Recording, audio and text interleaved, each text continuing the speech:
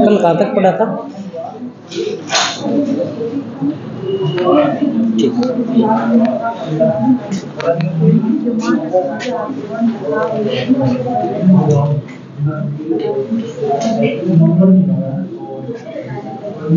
मिर्जा राजा मान सिंह।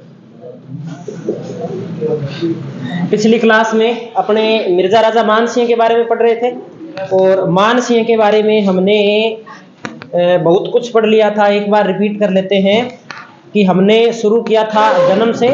जन्म हुआ था इनका 1550 के अंदर मौजमाबाद के अंदर, और 1562 के अंदर ये चले जाते हैं अकबर के सेवा के अंदर चले जाते हैं अपने पिता के साथ में आगरा, और वहीं इनकी सैनिक शिक्षा होती है। 2 उपाधियां हैं इनकी, एक उपाधि है फरजंद, दूसरी उपाधि है मिर्जा राजा।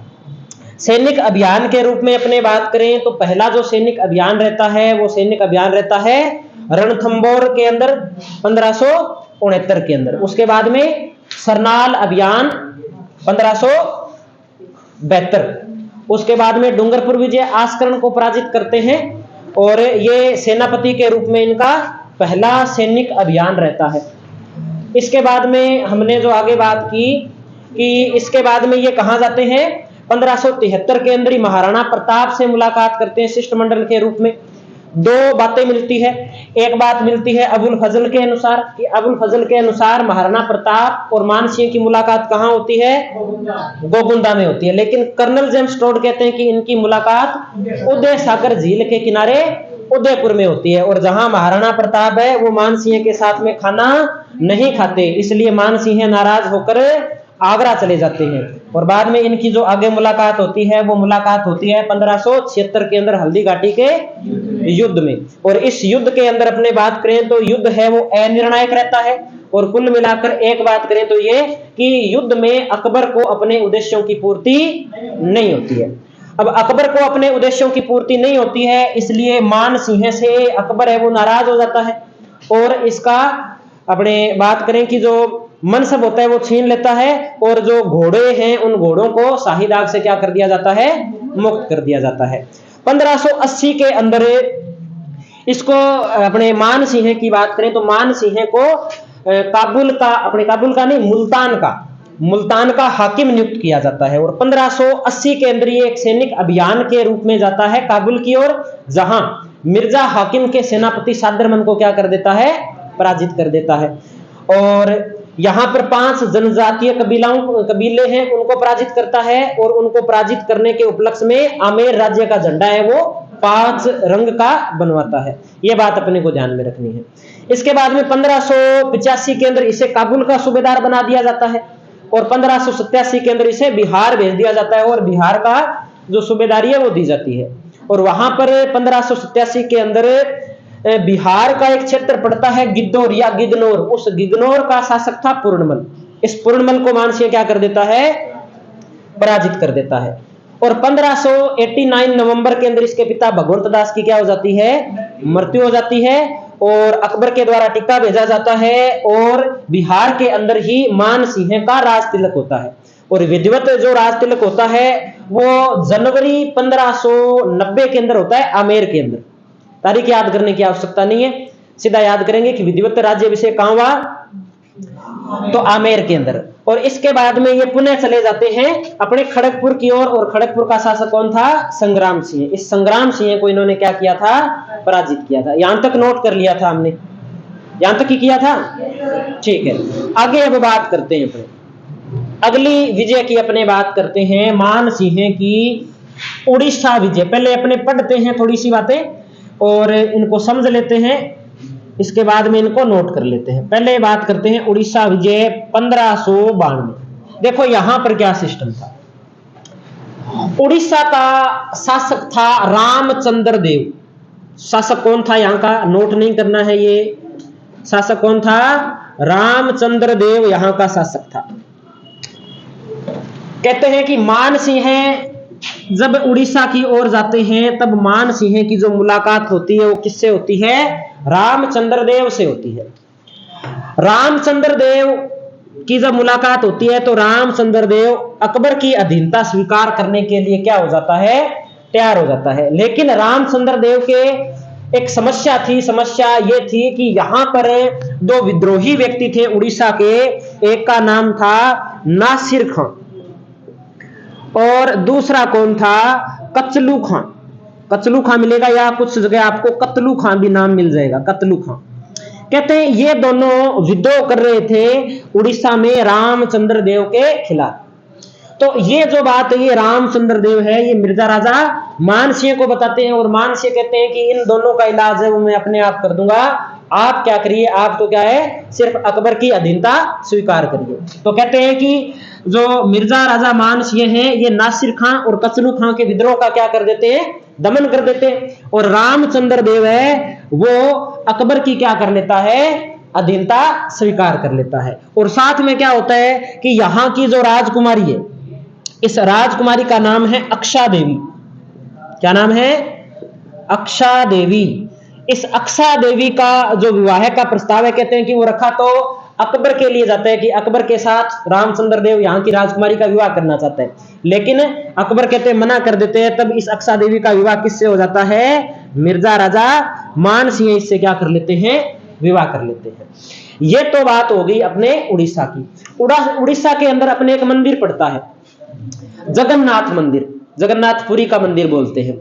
इस मंदिर को मिर्जा राजा मानसिंह ने अकबर के अधीन कर दिया था। तो ये क्वेश्चन कई बार आ जाता है कि कौन से मंदिर को उड़ीसा के उड़ीसा का कौन सा मंदिर था जिसे मिर्जा राजा मानसिंह ने अकबर के अधीन किया था? तो जगन्नाथपुरी का मंदिर किसके अधीन कर दिया?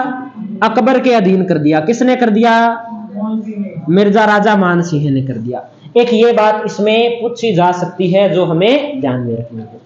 इसके बाद में अपने आगे बात करें तो इसके बाद में मिर्जा राजा मानसिंह को भेजा जाता है बंगाल अभियान पर, और बंगाल अभियान पर ये लगभग रहते हैं 1594 से लेकर के 1598 तक। 4 साल तक इनका जो पहला काल है वो बंगाल के अंदर मिलता है। अब बंगाल के अंदर क्या है? बंगाल के अंदर एक राज्य था, आज जिसे अपने बंगाल बोलते हैं, इससे पहले बोलते थे कूच बिहार। इसमें बंगाल का क्षेत्र भी शामिल था और इसमें कुछ बिहार का क्षेत्र भी शामिल था। जगह का नाम क्या है? क्षेत्र का नाम क्या है? कूच बिहार। इस कूच बिहार का शासक था लक्ष्मी नारायण। कौन है शासक? लक्ष्मी नारायण। तो कहते हैं मानसिंह जब जाते हैं तब इस लक्ष्मी नारायण को अधीनता स्वीकार करने की बात शुरू होती है, लेकिन लक्ष्मी नारायण है वो अधीनता स्वीकार करने के लिए राजी है वो नहीं होते। इसके बाद में क्या होता है? इसके बाद में इन पर थोड़े अभियान किए जाते हैं। एक इनकी जो राजधानी है वो राजधानी चेंज की जाती है कि लक्ष्मी नारायण की जो राजधानी थी वो राजधानी थी, कुछ जगह अपने को टांडा लिखी हुई मिलेगी, कहीं आपको टुंडा लिखी हुई मिलेगी, कोई बात नहीं है, एक ही है। अब यहां पर मानसिंह क्या करता है? मानसिंह यहां पर एक नए नगर की स्थापना करता है, अकबरपुर, या इसका नाम मिल जाता है कुछ जगह है राजमहल नगर। अकबरपुर या राजमहल नगर की क्या कर देता है? स्थापना कर देता है। और इस कूच बिहार के आधे क्षेत्र की राजधानी मानसिंह क्या बना देता है? अकबरपुर को बना देता है।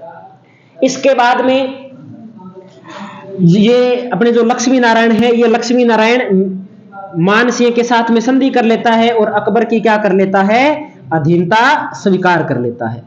अकबर की अधीनता स्वीकार कर लेता है। इस प्रकार से कौन है? ये लक्ष्मी नारायण। एक ये बात इसमें अपने को ध्यान में रखनी है। कहां का राजा है लक्ष्मी नारायण? कूच बिहार का शासक है। एक ये बात अपने को ध्यान में रखनी है। अगली बात कि ये जो घटना हो जाती है, इस घटना के बाद में ये 1598 के आसपास की बात है। अब इस मिर्जा राजा जो मानसिंह, इस मिर्जा राजा मानसिंह का एक बेटा होता है। इस बेटे का अपने को नाम मिलेगा, ये कहते हैं कि कम ही उम्र के अंदर क्या हो जाता है? शहीद हो जाता है। बेटे का नाम, इसके बेटे कई है जिसके अंदर एक भाव सिंह, एक महासिंह और एक का नाम अपने को मिलेगा जो सबसे बड़ा बेटा है उसका नाम है जगत सिंह। इस जगत सिंह को यहां का सूबेदार नियुक्त कर दिया जाता है, इस क्षेत्र का, बंगाल वाले क्षेत्र का।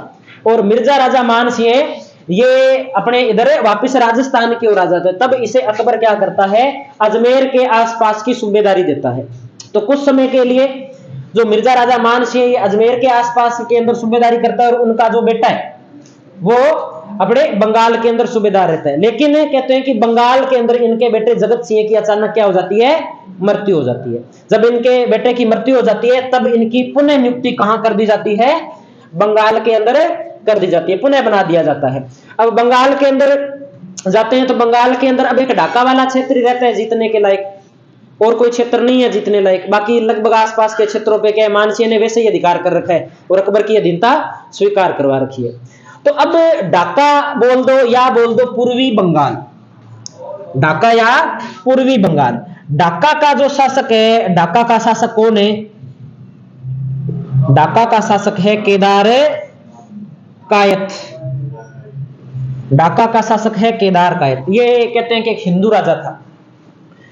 तो अब केदार कायत के साथ में कहते हैं मान सिंह की कई झड़प होती है। कहानी है, अब कितनी सत्यता इसके बारे में कुछ नहीं कह सकते, कई झड़पें हुई। और उन झड़पों के अंदर कुल मिला के जो नतीजा निकला वो नतीजा ये निकला कि मान सिंह की सभी झड़पों के अंदर हार हुई। मान सिंह खुद परेशान है कि आज तक कभी नहीं हारा।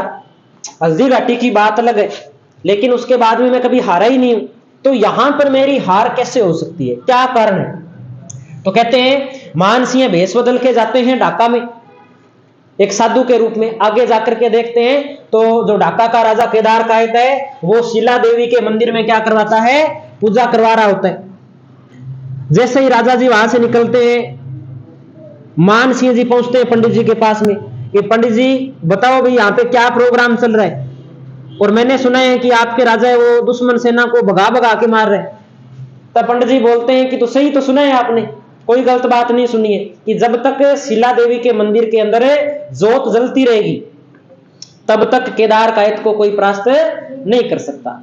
अब ये कहानी है या सत्य है इसमें कुछ नहीं कह सकते, भी ऐसी कहानी अपने सुनते हैं तो अपने भी मैं भी आपको सुना देता हूं। तो कहते हैं कि मान सिंह तुरंत प्रभाव से पंडित जी को अपनी ओर मिलाते हैं कि पंडित जी क्या चाहिए आपको, राज्य चाहिए तो राज्य मिलेगा, पैसे चाहिए तो पैसे मिलेंगे, आप बोल दो जो आपको चीज चाहिए वो आपको मिल जाएगी, लेकिन उसके बदले में जो हम चाहें वो भी हमें मिलना चाहिए।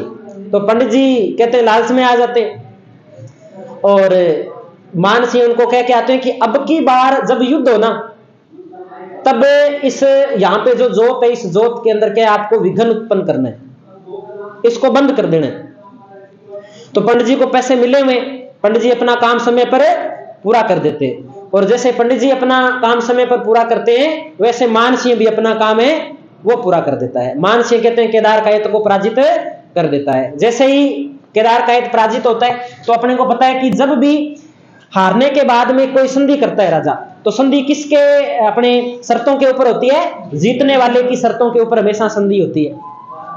तो ये मान सिंह कहता है कि इस केदार कायत को कि मैं तेरे से ही आ रहा हूं और किसी से नहीं आ रहा मैं, अब मेरे को क्या चाहिए, एक तो क्या है कि मैं करूंगा शादी, एक तो विवाह करता है यहाँ पे मिर्जा राजा मान सिंह, और दहेज में यहां से क्या है शिला माता की मूर्ति प्राप्त करता है।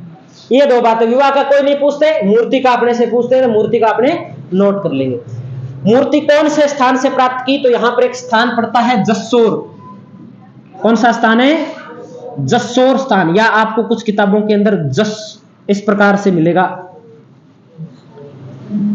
जसोल भी लिखा हुआ मिल जाएगा, जसोल।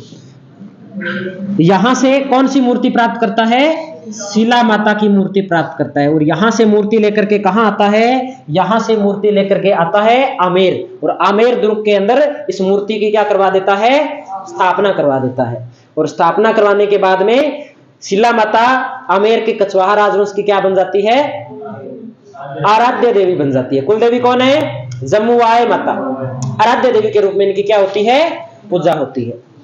तो एक ये बात अपने को ध्यान में रखनी है। और अपने को क्या बात ध्यान में रखनी है, एक बात यह भी ध्यान में रखनी है कि इसी समय बंगाल के अंदर अफगान लोग विद्रोह करते हैं अकबर के खिलाफ।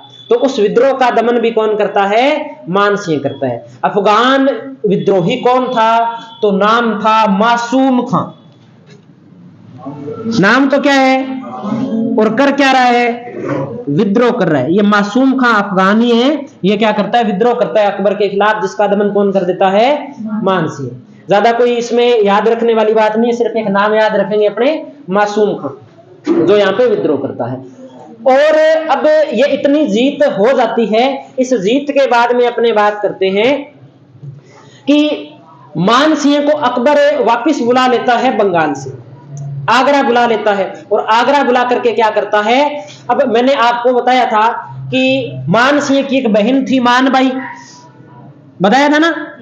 और मानबाई का विवाह किससे हुआ था, जहांगीर से। इन दोनों से एक बेटा हुआ था, नाम क्या था, ये जो खुसरो था ये अकबर के क्या लगता था, अकबर का पोता था ये। और पोता ही नहीं था, ये अकबर का लाडला पोता था। एक तो पोता होता है, एक लाडला पोता होता है, दोनों में अंतर होता है। तो इस लाडले पोते का संरक्षक किसे नियुक्त कर देता है अकबर, मानसिंह को नियुक्त कर देता है। और मानसिंह कहता है कि मानसिंह अब तेरे को कहीं नहीं जाना, तुमने खूब लड़ाइयां लड़ ली है, अब तेरे को कहां रहना है, आगरा में ही रहना है। और आगरा में रहना है आपको, और किसका संरक्षक, किसकी देखभाल करनी है, इसे खुसरो की देखभाल करनी है। और इस मानसिंह को अब मनसब दे दिया जाता है 7,000 का। कितना मनसब दे दिया, 7,000 का मनसब मिल गया इसे, जो सर्वोच्च मनसब है। इससे पहले इतना मनसब किसी भी राजपूत राजा को नहीं मिला। अब 1605 में क्या होगी, 1605 में होगी अकबर की मृत्यु। जैसे ही अकबर की मृत्यु हुई, राजा बनने के लिए नाम किसका आता है, जहांगीर का। तब विद्रोह कौन करता है, खुसरो विद्रोह करता है। और इस मामा को भी ये बात ठीक लग रही है कि भांजा राजा बन जाए तो तेरे भी मौज हो जाए, तो ये इसका साथ देता है, लेकिन राजा बन नहीं पाता है। और इसका सहयोग कौन करता है, गुरु अर्जुन देव इसको शरण देते हैं खुसरो को। तो बाद में इन्हें भी दंड दिया जाता है, गुरु अर्जुन देव जी को भी दंड दिया जाता है। ये बात अपने को क्या है, ध्यान में रखनी है। पहले अपने यहां तक बात नोट करते हैं, फिर आगे की कहानी है, फिर उसको अपने देखते हैं। पहले अकबर तक जो इसका कार्य है उसको अपने नोट कर लेते हैं। तो हमने कहां से आगे लिखना है, अब उड़ीसा विजय से, ठीक है। तो शुरू करते हैं अपने उड़ीसा विजय से।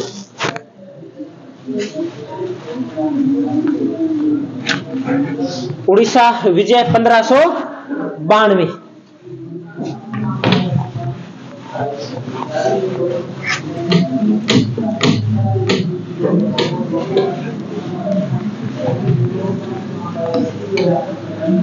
लिखेंगे उतना ही जहां से प्रश्न आता है, सारी कहानी नहीं लिखेंगे, ठीक है।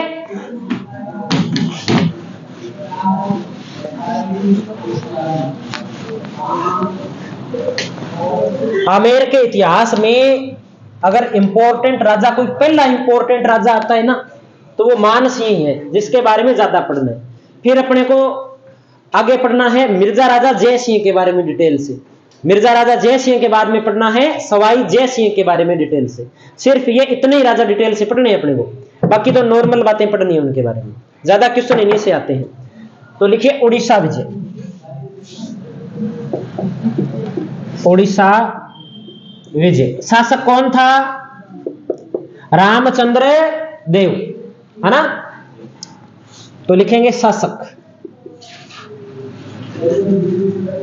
रामचंद्र देव, शासक रामचंद्र देव।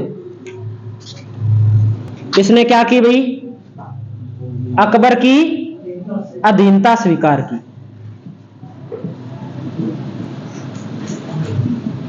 एक तो ये बात लिख लेते हैं।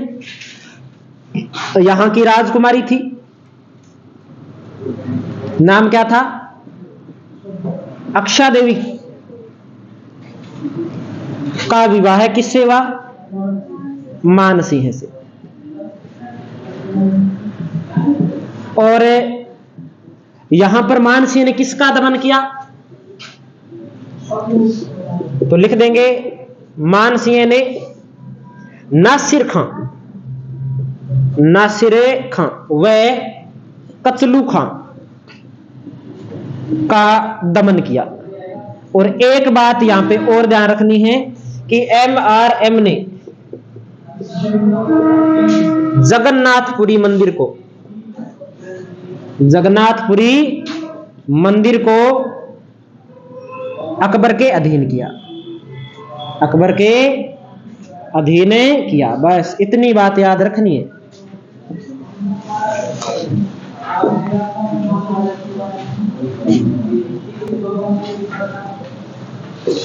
सोचो कि अकबर इस मानसिंह के टाइम में इंस्टाग्राम होता,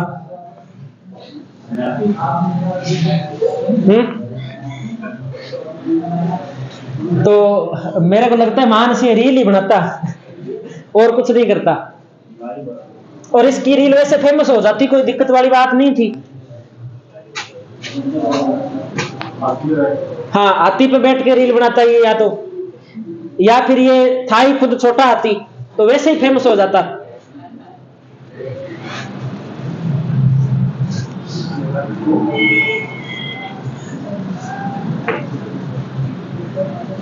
कर लिया यहां तक नोट?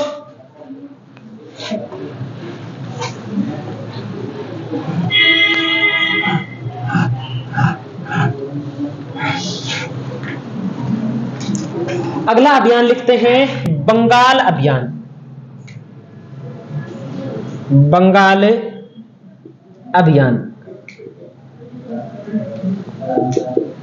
ठीक है, बंगाल अभियान में लिखेंगे 1594 से 1598। पहले जब ये बंगाल में जाता है ना, तो ये इसका काल रहता है 1594 से 98 वाला। और मानसिंह कहता भी है कि जापना कहां भेज रहे हो, कोई ढंग से मैंने थप्पड़ मार दिया ना तो आगे लोग शहीद हो जाएंगे, कोई कम से कम मेरे लेवल के आदमियों के पास में तो भेजो मेरे को। 4-4 फुट के आदमी है उधर सारे। तो इसमें क्या लिखना है? एक तो लिखना है, इसमें पढ़ना है कूच बिहार शासक कौन था? तो नाम याद रखना है लक्ष्मी नारायण। ठीक है, इस लक्ष्मी नारायण की राजधानी कौन सी थी? इसकी राजधानी थी टुंडा या टांडा। ऐसे मैं लिख रहा हूं, आपको समझ में तो आ रहा है? या वैसे लाइन टू लाइन लिखना है? ऐसे लिख लेते हैं, मेरे हिसाब से ये आसानी से याद हो जाएगा। ठीक है, MRM में यहां पे कौन सी राजधानी बनाता है? अकबरपुर। तो लिख देते हैं MRM नई राजधानी, और नई राजधानी कौन सी बना देता है? अकबरपुर। या इसका एक नाम क्या मिलता है? राजमहल नगर। और जब यहां पे बाद में क्या होता है, नई राजधानी बन जाती है, लक्ष्मी नारायण की यहां पे ज्यादा चलती नहीं है, तो लक्ष्मी नारायण क्या कर लेता है? अधीनता स्वीकार कर लेता है। ठीक है, तो लिख देंगे लक्ष्मी नारायण ने अकबर की अधीनता स्वीकार की। एक ये बात ध्यान में रखनी है। कहते हैं कि इस विजय के बाद में मानसिंह को कहां का सूबेदार बना दिया जाता है? तो मानसिंह कुछ समय के लिए 1598 से लेकर के और 1600 ईस्वी तक अजमेर का सूबेदार रहता है, राजस्थान के अंदर जो अजमेर है। लेकिन होता क्या, इस दौरान इसका जो बेटा होता है उसे बंगाल का सूबेदार बनाया जाता है, लेकिन उससे जगत सिंह की यहां पे क्या हो जाती है? अचानक मृत्यु हो जाती है, जिस कारण क्या है, मानसिंह को पुनः कहां नियुक्त कर दिया जाता है? बंगाल के अंदर नियुक्त कर दिया जाता है। तो अजमेर वाला अपने को लगभग किताबों के अंदर मिलेगा ही नहीं कि अजमेर का सूबेदार बनाया था या नहीं बनाया था। कुछ किताबों के अंदर अपने को सीधा मिलता है कि 1594 से लेकर 1605 तक ये कहां पे रहता है? बंगाल के अंदर ही रहता है। ये भी बात अपने को पढ़ने को मिल जाती है।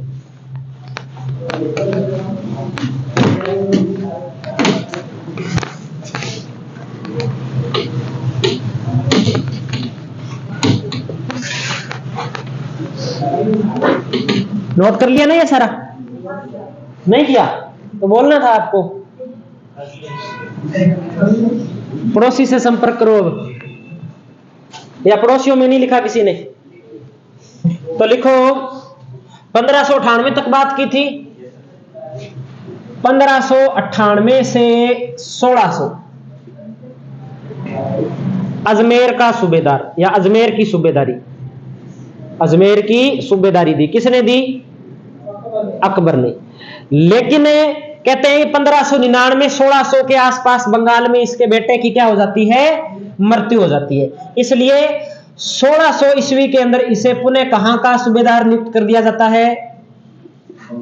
1600 में पुनः बंगाल का सूबेदार नियुक्त, बंगाल का सूबेदार नियुक्त। अब आगे क्या बात ध्यान में रखनी है? अब बंगाल का जो शासक है, बंगाल या ढाका का शासक, तो लिखते हैं ढाका अभियान, ढाका या पूर्वी बंगाल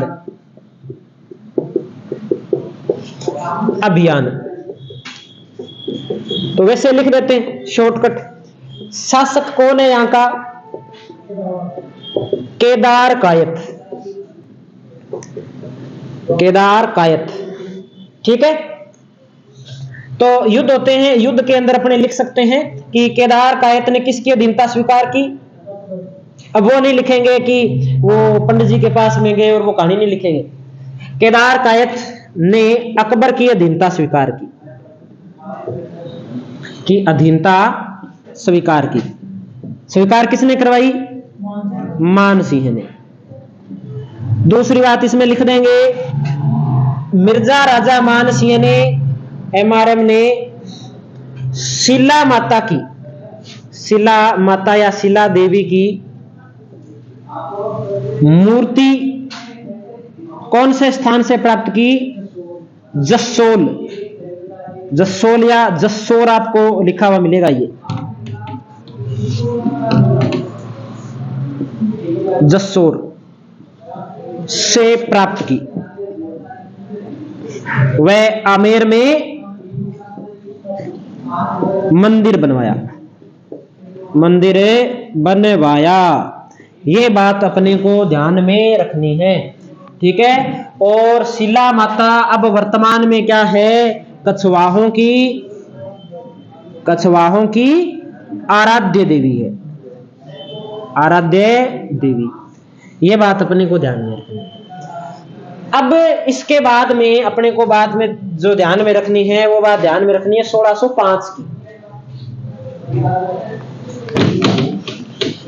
1605 में अकबर इन्हें वापिस अपने कहें तो वापिस बुला लेता है और इसे किसका संरक्षक नियुक्त कर देता है? खुसरो का। और मनसब कितना दे देता है मान सिंह को? 7000 का। 1605 में अकबर ने एमआरएम को किसका संरक्षक नियुक्त किया? खुसरो का संरक्षक नियुक्त किया, संरक्षक नियुक्त किया। 1605 में अकबर ने एमआरएम को खुसरो का संरक्षक नियुक्त किया तथा कितना मनसब दिया? 7000 का मनसब दिया, मनसब दिया। एक ये बात याद रखने वाली है, 7000 का मनसब दिया। और इसके बाद में ये इस समय आगरा में थे और कहते हैं कि आगरा के अंदर ही 1605 के अंदर 15 अक्टूबर 1605 को अकबर की क्या हो जाती है? मृत्यु हो जाती है, ठीक है। तो 1605 में अकबर की मृत्यु, तारीख लिखने की आवश्यकता नहीं है। 1605 में अकबर की मृत्यु।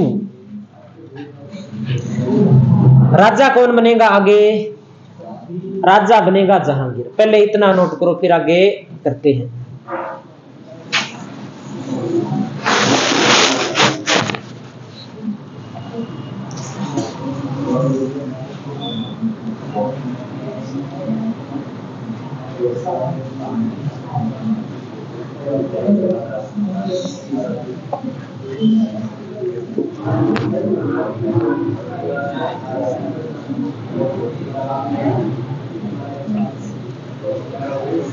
कर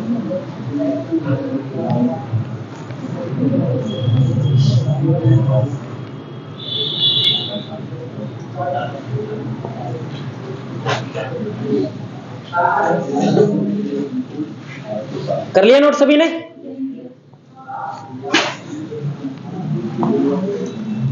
यहां तक तो कर लिया होगा।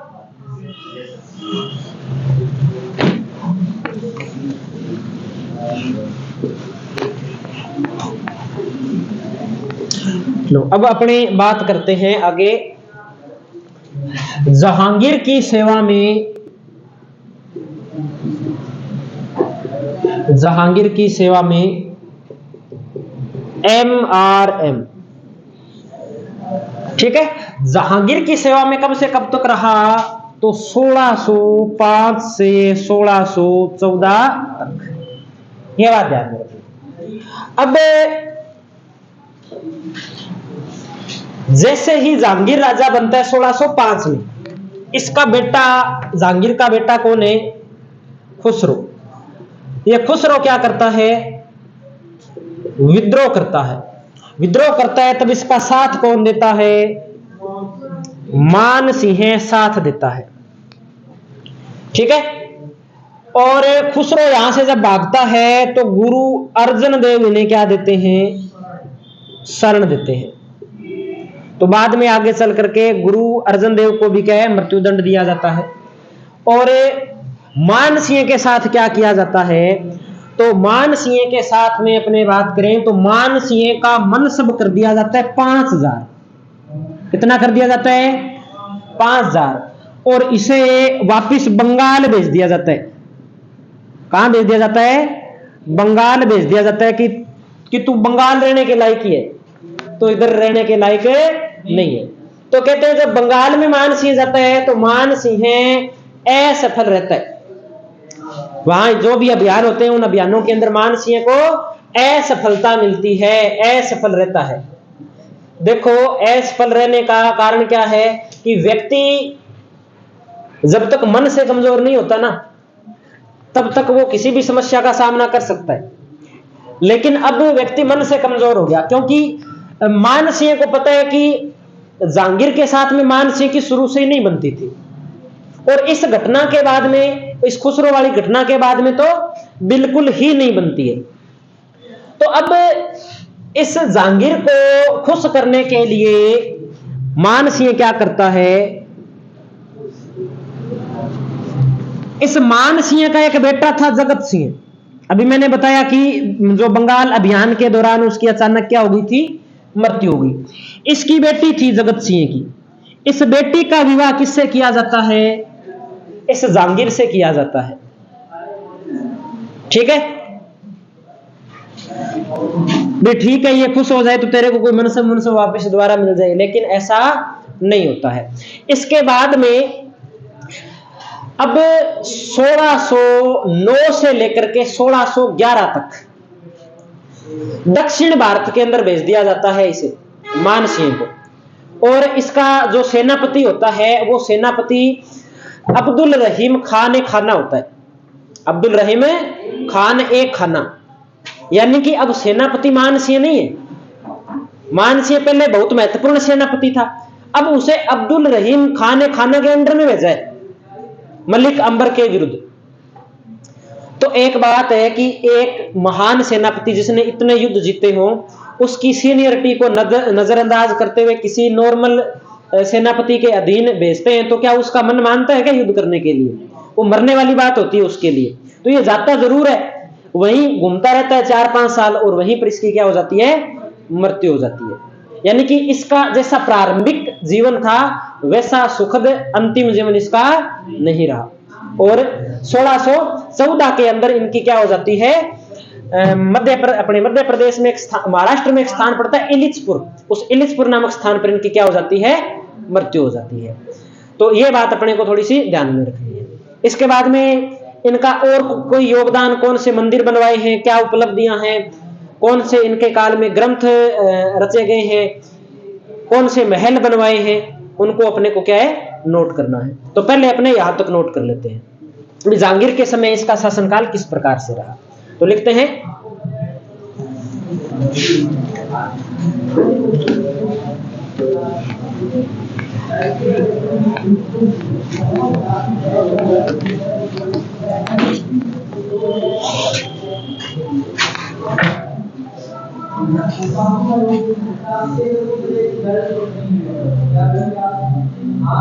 खुसरो के विद्रोह में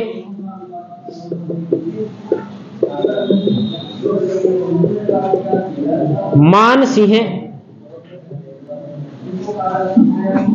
के साथ देने के कारण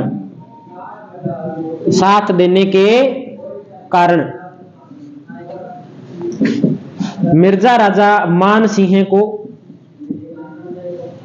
5,000 का मनसब देकर बंगाल भेजा, जहां MRM या मिर्जा राजा मान सिंह असफल रहे। ठीक है, अब असफल रहे तो इन्हें वापस बुला लिया जाता है। कहते हैं कि कुछ समय के लिए रोहतासगढ़ के अंदर भी रहते हैं, यहां पर असफल रहते हैं तो रोहतासगढ़ भेज दिया जाता है, और रोहतासगढ़ के अंदर भी इन्हें ज्यादा समय तक नहीं रखा जाता। बाद में इन्हें कहां भेज दिया जाता है? इन्हें 1609 के अंदर दक्षिण भारत अभियान पर भेज दिया जाता है। तो आगे अपने एक बात तो लिख देते हैं कि एक तो इन्हें कहां भेजा जाता है? इन्हें बिहार के रोहतासगढ़ भेजा गया। कहते हैं कि मान सिंह ने कुछ महलों का निर्माण भी यहां रोहतासगढ़ के अंदर पहले करवाया था, वही मान सिंह रहने लगे। और 1609 से 1614 कहां रहे?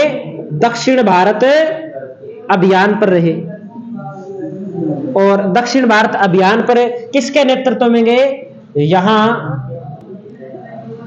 अब्दुल रहीम खान ए खाना के नेतृत्व में भेजा।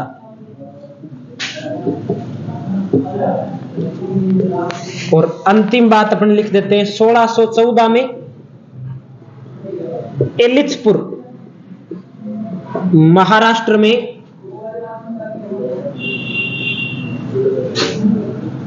मान सिंह की मृत्यु। ये बात अपने को ध्यान में रखनी।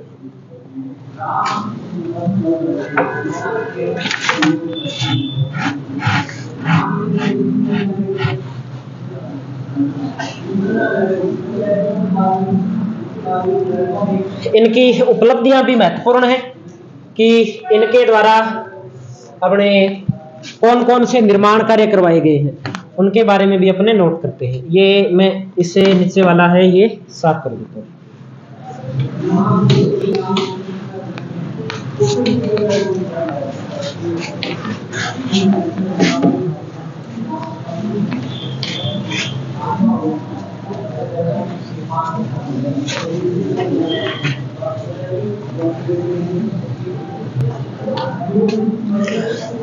नोट कर लिया होगा। इलिचपुर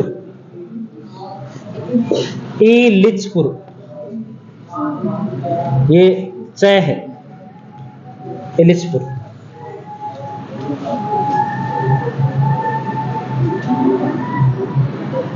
कर लिया होगा नोट अब तो, ठीक है। अब लिखिए मान सिंह की उपलब्धियां। मान सिंह की उपलब्धियां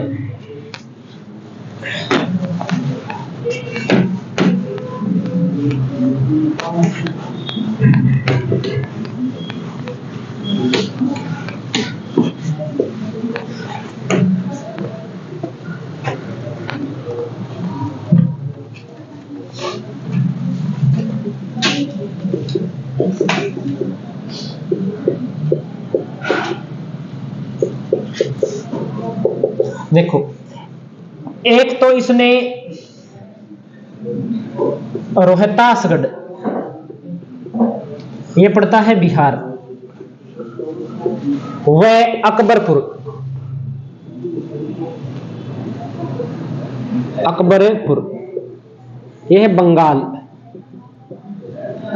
में नगर बसाए, नगर बसाए यानी कि रोहतासगढ़ और अकबरपुर नगर किसने बसाए हैं? मिर्जा राजा मानसिंह ने बसाए हैं, पहली बात। दूसरी बात, वृंदावन के अंदर गोविंद देव जी के मंदिर का क्या करवाते हैं? ये निर्माण करवाते हैं। तो 2 नंबर पे लिख देंगे वृंदावन में गोविंद देव जी मंदिर का निर्माण करवाते हैं। पुष्कर के अंदर मानसिंह ने महल बनवाए थे, पुष्कर में मान महल निर्माण, ठीक है। वर्तमान के अंदर इसमें आरटीडीसी के द्वारा होटल का क्या किया जाता है? संचालन किया जाता है। एक ये बात ध्यान में रख लेंगे। अगली बात इनके बारे में अपने को जो ध्यान में रखनी है, गया एक स्थान पड़ता है बिहार के अंदर, गया के अंदर ये महादेव मंदिर का क्या करवाते हैं? निर्माण करवाते हैं। तो गया में ये प्रश्न पूछे हुए क्वेश्चन है, सारे इंपॉर्टेंट है, याद करने हैं अपने को, और याद हो भी जाएंगे, ऐसी कोई बात भी नहीं है। महादेव मंदिर का निर्माण। फिर विराट के अंदर ये एक महल बनवाते हैं। अपने पढ़ते हैं कि जो अकबर है वो लगभग 14 बार अजमेर में जियारत करने के लिए आते हैं। तब अकबर के रुकने के लिए ये पंचमहल विराट के अंदर निर्माण करवाते हैं। वर्तमान के अंदर कोटपुतली बहरोड जिले के अंदर ये पड़ते हैं। तो लिख देंगे पंचमहल बनवाया, कहां पर? बेराट के अंदर। बेराट कहां पड़ता है? कोटपुतली बहरोड में। किस लिए बनवाए? तो अकबर की अजमेर यात्रा के विश्राम हेतु, और बाद में कहते हैं कि इस बेराट के अंदर अकबर एक टकसाल की स्थापना भी शायद करवाता है। टकसाल यानी कि सिक्के डालने का कारखाना, टकसाल लगवाता है अकबर यहाँ पे। तो एक ये बात अपने को ध्यान में रखनी है। एक जो अपने बोले कि मीनाकारी एक कला होगी। इस मीनाकारी कला को लाहौर से लेकर के आता है मानसिंह आमेर के अंदर। जैसे ब्लू पोट्री अपने बोल देते हैं ना, ब्लू पोट्री, तो ब्लू पोट्री कौन लेके आया था? मानसिंह लेकर के आया था। कहां से लेके आया था? बिहार से लेकर के आया था। और सबसे पहले राजस्थान में ब्लू पोट्री आई थी या मीनाकारी आई थी तो कहां आई थी? आमेर रियासत के अंदर या जयपुर के अंदर आई थी। ये बात अपने को नोट करनी है, तो लिख दीजिएगा 6 नंबर पे मीनाकारी, या इसे बोल देंगे ब्लू पोट्री। लाहौर से आमेर लाए, लाहौर से कहां लेकर के आए? आमेर लेकर के आए। एक ये बात अपने को ध्यान में रखनी है। और इसके बारे में जो हमें बात ध्यान में रखनी है वो बात ये ध्यान में रखनी है कि इनके दरबार के अंदर जैसे कुछ कवि थे, 3-4 कवि जो महत्वपूर्ण है, ज्यादा प्रश्न आते हैं, उनके अपने नाम नोट कर लेते हैं। लिखिए दरबारी कवि, दरबारी कवि, दरबारी कवि।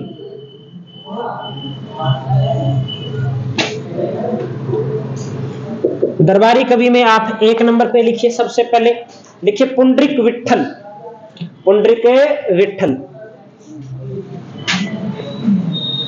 और पुंडरीक विट्ठल से ज्यादा क्वेश्चन आते हैं। इन पुंडरीक विट्ठल के जो ग्रंथ है वो अपने नोट कर लेते हैं। एक ग्रंथ है इनका राग मंजरी, राग माला, राग चंद्रोदय। ये सारे के सारे किसके हैं? पुंडरीक विट्ठल के हैं। राग माला, राग मंजरी,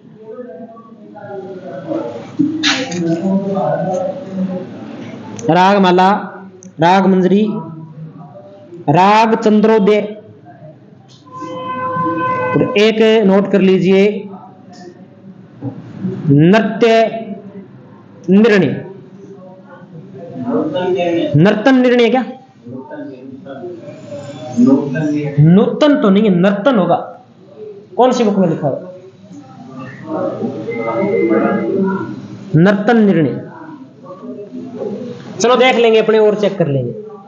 2 नंबर पे लिखिए दलपत राज। दलपत राज। दलपत राज के बारे में 2 किताबें अपने को ध्यान में रखनी है। एक तो है राज प्रशस्ति और एक है पवन पश्चिम। दलपत राज एक तो याद रखेंगे पवन पश्चिम, और दूसरी किताब इनके बारे में जो ध्यान में रखेंगे वो है राज प्रशस्ति। राज प्रशस्ति, ये ध्यान रखना राज प्रशस्ति ग्रंथ की बात हो रही है, उस राज प्रशस्ति की बात नहीं हो रही। ये राज प्रशस्ति ग्रंथ है। हो सकता है ये प्रश्न आ जाए कि राज प्रशस्ति किसका ग्रंथ है। आप कहीं कुछ और ही करते फिरो, कोई रणछोड़ भट्ट तेलंग है, कोई महेश भट्ट है, कोई कवियत्री है, उनके नाम करते फिरो। मेवाड़ में ले जाओ इसको, यहां से सीधा ही ट्रांसफर नहीं करना है। ये ग्रंथ है, ग्रंथ है अपने, ठीक है। अगला 3 नंबर राइटर लिखिए इनका मुरारी दान। मुरारी दान का जो ग्रंथ है मान प्रकाश, ये कई बार पूछा जाता है पेपर में। मुरारी दान, मुरारी दान का ग्रंथ कौन सा है? तो मान प्रकाश। मुरारी दान का ग्रंथ है मान प्रकाश। ये अपने नोट कर लेंगे। और इसके बाद में अपने को एक चीज और नोट करनी है, वो ये नोट करनी है कि मान सिंह के बेटे कितने थे। मान सिंह के बेटे कितने थे, आगे का भी तो सिस्टम देखना पड़ेगा ना कि इसके बाद में राजा कौन बनता है, तो उस चीज को भी अपने नोट करते हैं। ये कर लिया होगा नोट सारा, ठीक है। तो एक टेबल बना लेते हैं अपने, उसी प्रकार से आप नोट कर लेना, अपने समझ में आ जाएगा। टाइम कोई बात नहीं, 2 मिनट लगेंगे। तो कल फिर मानसीय दोबारा तो नहीं पढ़ना पड़ेगा, मानसीय तो कंप्लीट हो जाएगा।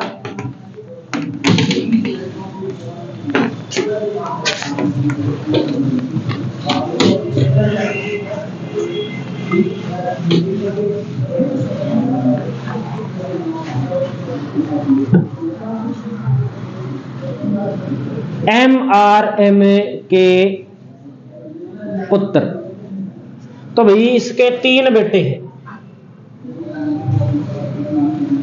कितने बेटे हैं इसके? 3 बेटे हैं। सबसे बड़ा बेटा हम पढ़ के आए हैं, सबसे बड़ा बेटा है जगत सिंह। सबसे बड़ा बेटा कौन सा है? जगत सिंह। और जगत सिंह की क्या हो गई थी? मृत्यु हो गई थी। तो इसकी भी अल्पायु में बोल सकते हैं, अल्पायु बोल सकते हैं, कमायु के अंदर इसकी क्या हो गई? मृत्यु हो गई। जगत सिंह से छोटा था महासिंह। महासिंह की भी क्या हो जाती है? मृत्यु हो जाती है। इसकी भी मान सिंह की मृत्यु से पहले क्या हो गई? मृत्यु हो गई। तो इसकी भी मृत्यु हो गई। पीछे बचा भाव सिंह। कौन सा राजा बचा? एक बेटा भाव सिंह, जो राजा रहता है 1614 से 1621 तक। 1614 से 1621 तक जहांगीर की इसके साथ पटरी ठीक बैठती थी। क्यों? क्योंकि यह भी शराबी था और जहांगीर भी शराबी था। तो कहते हैं कि दक्षिण भारत में रहते हैं दोनों मौज से, और शराब के नशे में, ज्यादा शराब के सेवन के कारण भाव सिंह की क्या हो जाती है? मृत्यु हो जाती है। तो ये जहांगीर का विश्वास पात्र था। जहांगीर का विश्वास पात्र, और साथ में दिल्ली रहते थे तो फिर विश्वास तो होना ही था। विश्वास हो गया, जहांगीर का विश्वास पात्र। अत्यधिक शराब सेवन के कारण, अत्यधिक शराब सेवन के कारण दक्षिणी भारत में इसकी क्या हो गई? मृत्यु। ये बात अपने को ध्यान में रखनी है। फिर इस जगत सिंह की मैं बात करूं, इस जगत सिंह के बारे में अपने को जो बात ध्यान में रखनी है, एक बात मैंने बता दी थी कि इस जगत सिंह की बेटी थी। इस बेटी का विवाह मान सिंह ने किससे कर दिया था? जहांगीर से कर दिया था, है ना। तो वो बात मैं लिखा चुका हूं, वो अब मैं नहीं लिखाऊंगा। अब इसमें एक बात और क्या याद करनी है? एक बात इसमें ये याद करनी है कि जो जगत सिंह है ना, जगत सिंह की जब मृत्यु होती है तब इनकी माता यानी कि मिर्जा राजा मान सिंह की पत्नी है कनकावती। ये कनकावती क्या करती है, इस जगत सिंह की याद में एक जगत शिरोमणि मंदिर का निर्माण करवाती है। भगवान कृष्ण का मंदिर है और उसके अंदर जो मूर्ति लाई जाती है वो चित्तौड़ से लाई जाती है। वो मूर्ति कौन सी है, जिस मूर्ति की पूजा मीराबाई करती थी, उस मूर्ति को यहां क्या किया जाता है, स्थापित किया जाता है। तो लिख देंगे रानी कनकावती ने जगत सिंह की याद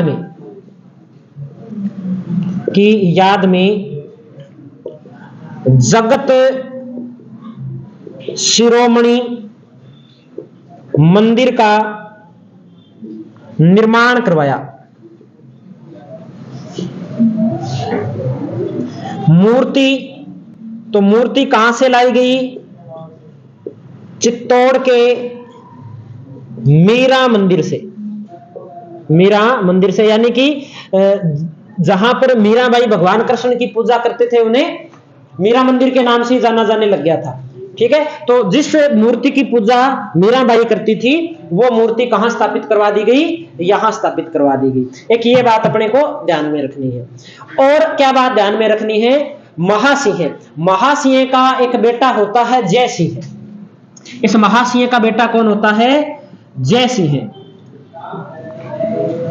और ये जो जय सिंह है ना, ये जय सिंह आगे चल करके क्या बनता है, 1621 में आमेर का शासक बना। तो कल जो हम अगली क्लास में पढ़ेंगे वो अपने मिर्जा राजा जय सिंह से स्टार्ट करेंगे, मिर्जा राजा जय सिंह से। आज अपने इतना ही करते हैं, समझ में आया होगा सारा, ठीक है। तो आज इतना ही करते हैं।